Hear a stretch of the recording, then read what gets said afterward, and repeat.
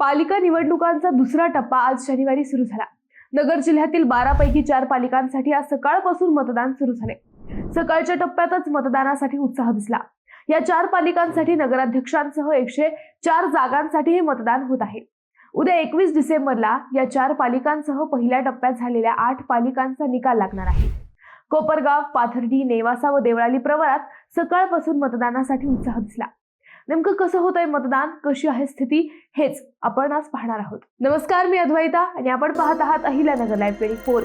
नगरी राजकारणाचं perfect analysis. न्यायालयीन प्रक्रियेत अडकल्यानंतर नगर जिल्ह्यातील 4 पालिकांसाठी मतदान प्रक्रिया थांबवण्यात आली होती।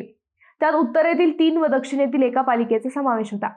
दुसऱ्या टप्प्यातील कोपरगाव, देवळाली प्रवरा, नेवासा व पाथर्डी या पालिकांचा नव्याने निवडणूक कार्यक्रम जाहीर झाला। यात 4 पालिकांची निवडणूक आज शनिवारी सकाळपासून सुरू झाली।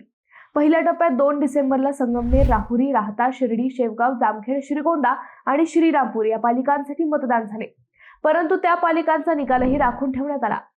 आता उद्या 21 डिसेंबरला पहिल्या टप्प्यातील 8 व दुसऱ्या टप्प्यातील 4 अशा 12 पालिकांचा निकाल लागणार आहे। दुसऱ्या टप्प्यात कोपरगावात राष्ट्रवादीचे काका कोयटे विरुद्ध भाजपचे पराग संधान, विजय वहाडणे व राजेंद्र झावरे, नेवाशात शिवसेनेचे डॉक्टर किरणसिंह घुले विरुद्ध क्रांतिकारी शेतकरी पक्षाचे नंदकुमार पाटील, पाथर्डीत अभय आव्हाड विरुद्ध मंडू बोरुडे, देवळालीत सत्यजित कदम विरोधात महाविकास आघाडीत लढत होत आहे।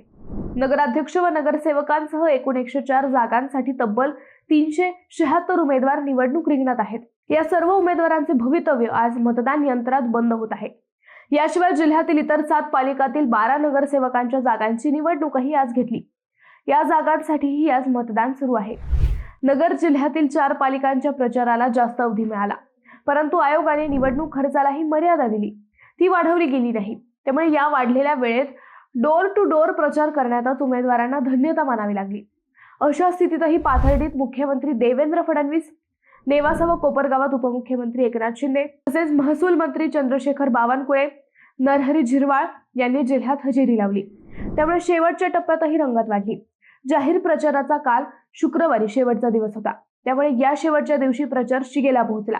बहुतांश ठिकाणी मिरवणूक काढून प्रचाराची सांगता करण्यात आली। कोपरगाव, देवळाली प्रवरा, पाथर्डी व नेवासा या पालिकांच्या नगराध्यक्ष पदासाठी 92 जागा आहेत।